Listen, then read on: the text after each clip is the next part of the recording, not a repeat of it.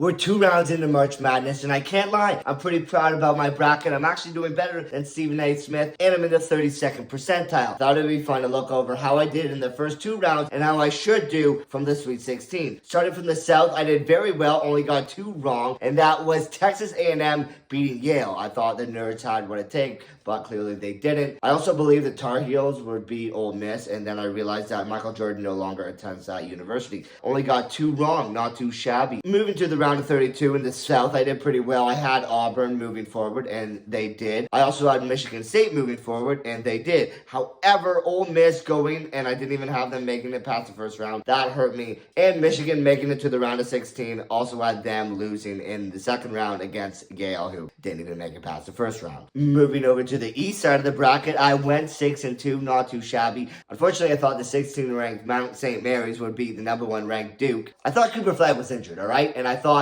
there'd be a Cinderella story with Mount St. Mary, but unfortunately Duke has now made it all the way to the Sweet 16. I thought Vanderbilt would beat St. Mary, and they did not. Nonetheless, I did pretty well on the rest of that side of the bracket. It was actually the round of 32 on the east where I didn't do too well. I went 1-3. I didn't do too bad because they had BYU going all the way to the Final Four, and they had made it to the Sweet 16. Let's just hope Duke loses in the Sweet 16, and the next basketball game Cooper Flagg plays is in Scotiabank Arena. Now it's time to brag. The Midwest is where I absolutely thrived, and that is where we have our future winner, the Houston Cougars, who have gone to the Sweet 16. I went 8 of 8 in the round of 64 in the Midwest, and then 3 of 1 in the round of 32, where I unfortunately had UCLA over Tennessee. Tennessee absolutely destroyed them and went on to the Sweet 16. Moving over to the West, and you guessed it, my record was 6-2 in the round of 64. I had Oklahoma beating UConn, but unfortunately UConn waited until the round of 32 to lose. I also had Kansas beating Arkansas, and I can fully assume you did as well. In the round of 32 on the West side, I actually went 1-3. I have Florida making it all the way to the Final Four, and they are looking like they might do so. Other than that, it's not looking too well on the West side. Looking ahead, I still feel very confident in the Houston Cougars to win it,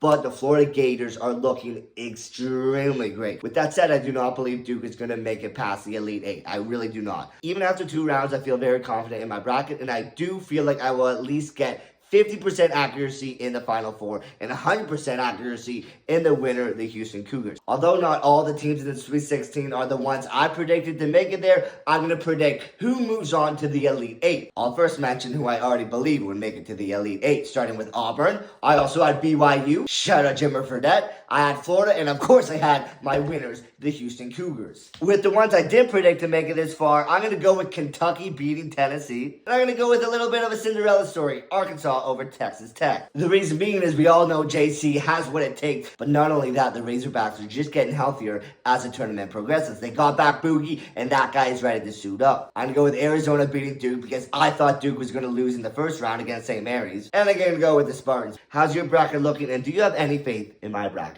March Madness is halfway done, and it is fun.